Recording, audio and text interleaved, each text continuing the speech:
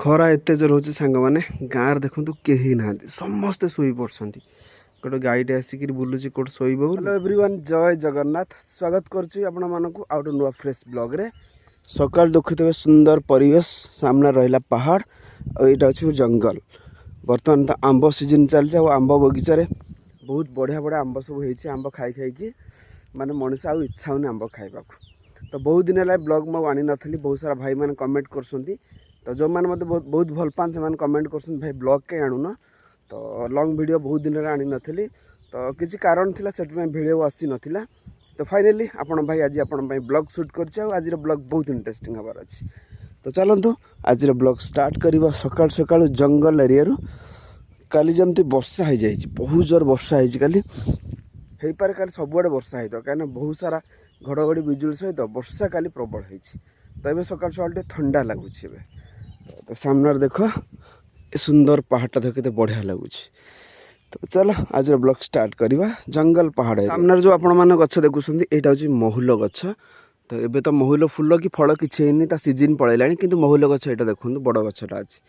तो मुझे रेगुलर महुल काठे दांत घसुची कहीं महुल काठे जब आप दांत घसबे आपन दांत यदि पायरिया थी माने विभिन्न प्रकार जब किसी डिजीज थी जहाँ भी असुविधा थी सब भल हो माने एते माने महुल क्षीरटा केते माने गुरुत्वपूर्ण अच्छे आम माने पार्टी पाई माने बहुत माने मुझे घसुची किसी दिन हम लास्ट किसी दिन हम माने पार्टीटा एते फ्रेश लगुच। मु भावुची भगवान जो माने सब जिनस गढ़ी आम मान नेचुरल जिनस। तो यहाँ आम के इम्पोर्टाट महुल गछर दांत सांग मैंने महुल काठी चला भांगा दांत घसवा।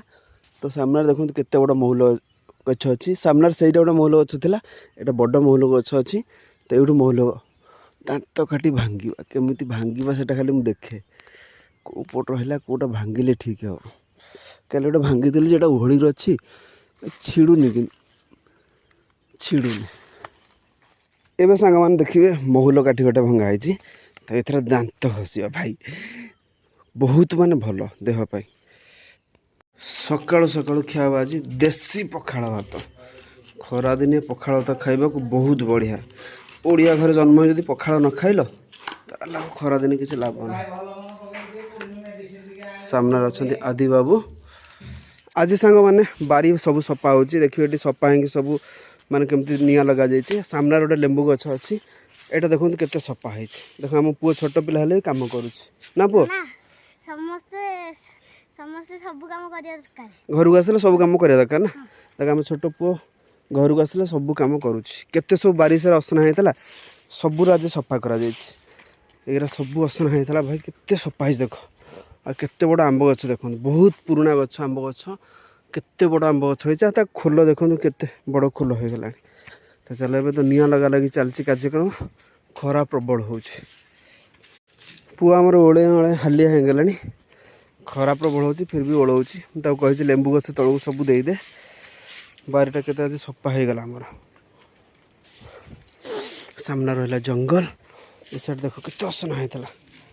खरा एत जोर हो सांग मैंने गाँव देखु कहीं ना समस्ते शोई पड़ती गोटे गाईटे आसिक बुलूची कौट शोब बोलू दांडी कहीं ना एत खरा हो भावतु केते बहुत जोर खरा हो मैंने गाँव तो गोटे लोक देखा पाइबनी खरा बेले माने समस्ते समस्त घर जाए शोई पड़ते एसी फैन लगे सब इटा गदा होती बाली गदा होती इटा गदा होती घर कम चलता ये सब प्लास्टर हम सब माने काली बोधे प्लास्टर हो इटा पिटा आज उठा पड़ो। से आसला जगन्नाथ मूर्ति करने को काठ आसला सब पड़ी बारी पछाड़े किसी काठ पड़ी एमती सब बढ़िया लगुच। गाँव दृश्य केते सुंदर सुंदर लगुच माने आकाशर केते धड़ा धड़ा बादल और गाँव शांतिपूर्ण जीवन। आज सांग मैंने आम खाऊ खजूर कोली। ये जो खजूर कोलटा आप देखुं यहाँ हूँ जंगल खजूर कोली। नॉर्मल खजूर कोली कौन बड़ बड़ थाए मोटा मोटा थाए यहाँ बहुत छोट छोट अच्छी आ देखो केते कला अच्छी। तो यहाँ बहुत टेस्ट भी अच्छी माने नॉर्मल कोली ठू जंगल कोलीटा बहुत मीठा और टेस्ट अच्छी। बारियाड़े आम बसीचु बढ़िया ठंडा पवन मारुची। आलोक भाईर मोर खाऊचु कोली।